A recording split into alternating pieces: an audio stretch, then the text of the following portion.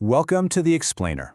Today, we aren't just looking at a football team. We're diving deep to decode the organizational DNA of a global juggernaut, Manchester United. We're going to examine this absolute titan of a sports brand and see how it stands as a living, breathing testament to resilience and elite management.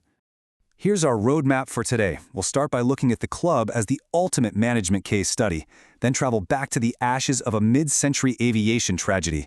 After that, we'll hit their 1990s pop culture sports dominance and finally take a tour of the incredible architecture of the stadium itself. Let's get right into it. Section 1, the ultimate management case study. Now, you might be wondering why we're talking about business. We usually look at sports teams as, well, just sports teams, right? But the success of Manchester United was so far off the charts that it literally caught the attention of academia. Harvard Business School professor Anita Elbers actually went in and studied manager Sir Alex Ferguson's tenure. She wanted to figure out exactly how he built a winning organization that outlasted all its competitors in what is, let's face it, a highly volatile, completely ego-driven industry. And Harvard's interest really boils down to one staggering number: 26.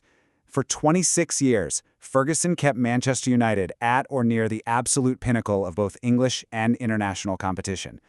Just think about leadership in your own industry for a second. Succeeding at the very highest levels with the exact same firm for nearly 3 decades, that is a complete anomaly of sustained excellence. It requires constant adaptation, embracing new technologies, and crucially, taking massive calculated risks. So how exactly did he pull that off for almost 30 years? It really comes down to a core philosophy he once described like this: and if anyone steps out of my control, that's them dead. I know, it sounds pretty harsh, but it perfectly highlights his approach. His management style relied on absolute, uncompromising control over multi-millionaire athletes. This extreme clarity earned him immense respect and ensured no single ego was ever bigger than the institution. It allowed him to strategically build a permanent club rather than just a temporary team. Okay, moving to Section 2, Tragedy and the Busby Babes.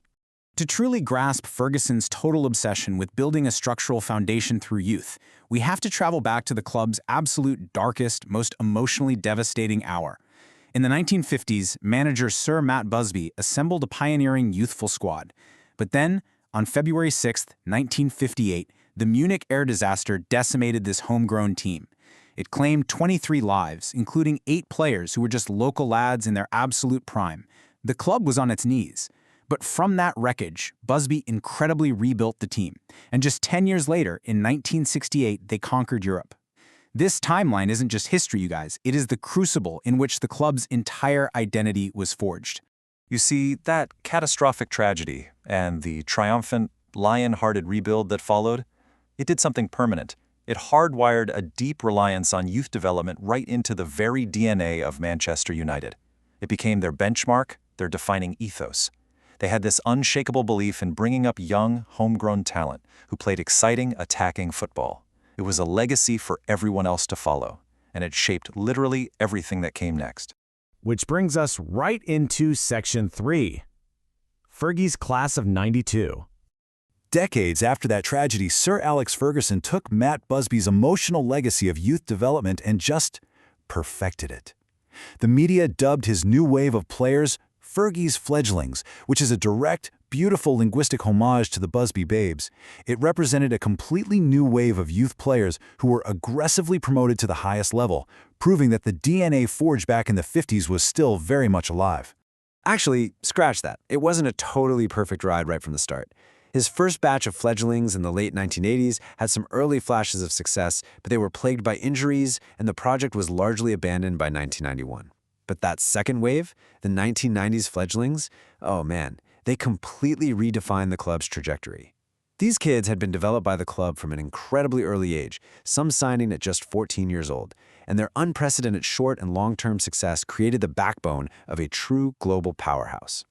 But you have to remember, the sheer doubt they faced at the time was immense. In 1995, Ferguson brazenly sold off his established stars and fielded a young side with an average age of just 24. It was so shocking that prominent pundit Alan Hansen famously declared on national television, "You'll never win anything with kids." It was a massive, absolutely gutsy, calculated risk by Ferguson, totally prioritizing the long-term structure of the club over short-term safety. Well, guess what? Those exact kids immediately proved the critics spectacularly wrong. They overturned a massive 10-point deficit to win the league title. Then, they secured the double in 1996.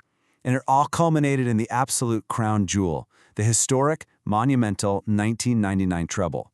It completely validated Ferguson's philosophy. If you build the foundation right, the results will absolutely follow. This specific group became widely known as the Class of '92. And looking at this table, what really stands out is their incredible longevity. While David Beckham went off to become a massive global icon, players like Gary Neville, Paul Scholes, and Ryan Giggs stayed for decades. Giggs actually became the most decorated player in football history, playing his entire career for United. This wasn't just a generation of players. They were the structural beams holding up the entire dynasty. Finally, let's wrap up with Section 4, the Theater of Dreams. All of this incredible history, the tragedy, the youth, the explosive success, it didn't just happen in a vacuum. It all happened within physical architecture that vividly mirrors the club's own evolution. We're talking about Old Trafford, beautifully nicknamed the Theatre of Dreams by Bobby Charlton. As the UK's largest club football stadium, boasting over 74,000 seats, it is the literal physical stage where this entire cultural dynasty was forged, match by match, decade by decade. And honestly, just like the team it houses, the stadium has an incredible story of resilience. It opened back in 1910, but in 1941, it was literally devastated by German bombing raids during World War II.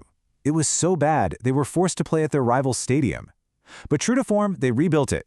It was converted to an all-seater in the 90s and constantly expanded through the 2000s. It's like the concrete itself shares the club's habit of rising from the ashes to become even bigger and stronger. Today, the stadium stands as a towering monument to its own history. Its massive cantilevered stands proudly bear the names of the very legends we've discussed today. You've got the colossal Sir Alex Ferguson stand, the Sir Bobby Charlton stand, and the East stand with the famous megastore. Even the hardcore fans in the West stand, the famous Stretford end, are surrounded by this legacy.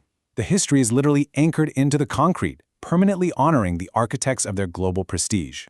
Which brings us to a final, crucial point. As Manchester United looks to its future, perhaps even contemplating a brand new 100,000-seat mega stadium, a massive question looms over them. What happens to a dynasty when its founding architects step away? How will the next generation uphold a legacy that was forged in heartbreak, built on the shoulders of youth, and perfected by absolute, uncompromising standards? It's a question every great organization eventually has to answer, and it's going to be fascinating to watch. Thanks for decoding it with us today on The Explainer.